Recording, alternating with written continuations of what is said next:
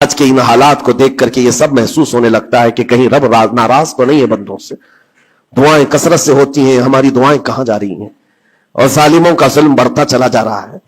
شریر اور فسادی لوگوں کو ہماری گردنوں پر حاکم بنایا گیا ہے.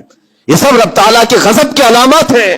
اجتماعی توبہ ہو، اور توبہ کا بھی مطلب یہ نہیں ہے کہ دونوں گال پہ ہم تھپڑ مار کر کے نکل جائیں. زندگی پر اس توبہ کے اثرات کا اظہار ہونا چاہیے. آج رات کو توبہ کیا ہے، رب تعالیٰ کے حضور سچی توبہ کیا ہے تو کل اس کی زندگی میں تبدیلی تو آئے. رات بھر توبہ کرتا رہا اور فجر میں سو رہا ہے تو کوئی تبدیلی نہیں آئی. یعنی تم نے دل سے اللہ کی بارگاہ میں توبہ ہی نہیں کیا ہے، نہ ہی تمہارے چال چلن میں کوئی فرق آیا.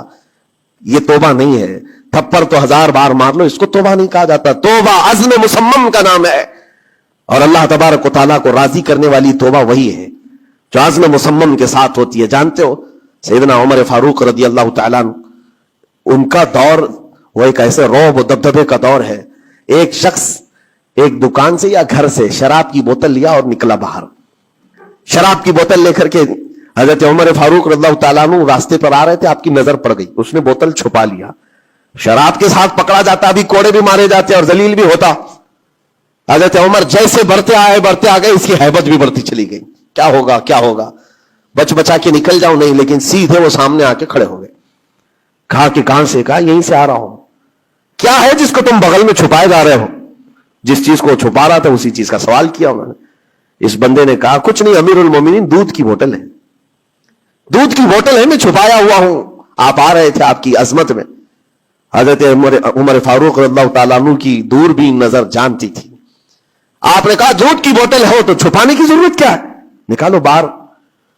اب اس کے ہاتھ اتنے کانپنے لگ گئے ڈر کے مارے کہ وقت کا وہ امیر المومنین کھڑا ہے جس سے قیصر و کسریٰ بھی تھر تھراتے ہو.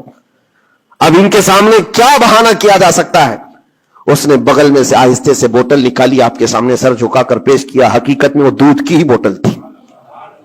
دودھ کی ہی بوتل تھی. یہ دیکھ کر اس کا سر چکرا گیا. شراب لے کر کے نکلا تھا اور بغل میں چھپایا بھی تھا امیر المومنین کے ڈر سے. حضرت عمر فاروق نے کہا کہ دودھ کی بوتل ہے تو تیرے اندر اتنا ڈر اور سہم کس بات کا؟ سچ بتا. رونے لگ گیا. آپ کا دامن پکڑ کر کے کہا امیر المومنین سچ بتاؤں تو شراب کی بوتل لے کے نکلا تھا، لیکن جیسے ہی آپ پر نظر پڑی دل اتنا پسیج گیا، میں اندر سے رحمان کو پکارا، اے رب کریم آج تو عمر کے سامنے میری عزت بچا لے، کبھی ہاتھ نہ لگاؤں گا، شراب کبھی نہیں پیوں گا. دل سے میں نے پکارا، رب تعالیٰ نے میری عزت رکھ لی اور اس شراب کو دودھ میں بدل دیا. میرے عزیزوں، وہ ناراض ہوتا ہے تو جلدی راضی بھی ہوتا ہے. وہ راضی بھی ہوتا ہے. ایسا نہیں ہے کہ مولا تعالیٰ غضبناک ہے تو بندوں کو عذاب میں مبتلا کرے گا. ایک دعا کرو رب تبارک و تعالیٰ کی بارگاہ میں. جو مجھے بڑی لگی دل کو، جو میں آپ کے سامنے شیئر کر رہا ہوں، کبھی سجدے میں گر کر اس سے مولا سے اتنا کہو کہ اے رب تیرے لیے بندے میرے علاوہ کروڑوں ہیں، میں ایک نہیں ہوں، تیرے تو کروڑوں بندے ہیں، لیکن مولا میرے لیے تو صرف تو ایک ہی ہے. میرے لیے تو صرف ایک ہی ہے جس کے سامنے جھک کر میں مانگ سکتا ہوں. تجھ سے جو منہ چھپاؤں تو کروں کس کے سامنے؟ رب تبارک و تعالیٰ کو یہ ادا پسند آتی ہے، کیونکہ یہ قرآن پاک میں حضرت عیسیٰ علیہ السلام کے ضمن میں بیان کی گئی ہے. اللہ تعالیٰ نے خود اس کو قرآن میں فرمایا ان تعذبهم فإنهم عبادك وإن تغفر لهم فإنك أنت العزيز الحكيم. عیسیٰ علیہ السلام نے اپنے امتیوں کے لیے اللہ کی بارگاہ میں یہ التجا کی تھی، مولا اگر تو ان کو عذاب دے گا تو تیرے ہی تو بندے ہیں، اور اگر بخش دے گا تو تو غالب حکمت والا ہے، تیرے خزانے میں کوئی کمی نہیں ہونے والی ہے. عزیزان گرامی وقار، جن گناہوں پر زندگی گزر رہی ہے اس سے نکل آنا ضروری ہے. آج یا کل موت کا فرشتہ آ جائے گا.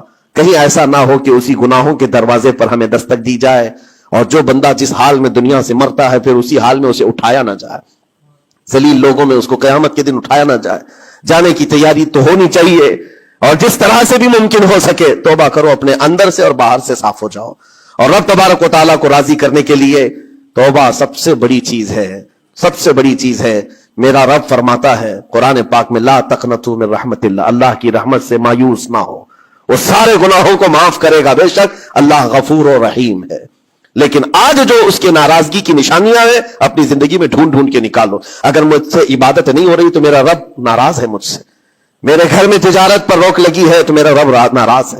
اور اگر مال و دولت کی کثرت ہے لیکن گناہ مجھ سے نہیں چھوٹ رہے ہیں تو پھر تو اللہ تعالیٰ ایک بڑے عذاب کی تیاری میں ہے. رب تبارک تعالیٰ ایک بڑا عذاب میرے لیے تیار رکھا ہے, بڑا عذاب میرے لیے تیار رکھا ہے. میرے ان گناہوں کی وجہ سے وہ سب کچھ مجھے دنیا میں دے رہا ہے. یہ ڈر کی بات ہے. اللہ تبارک و تعالیٰ کی بارگاہ میں دونوں چیزیں رکھیں, اس کی بخشش کی امید بھی اور اس کے پکڑ کا خوف بھی.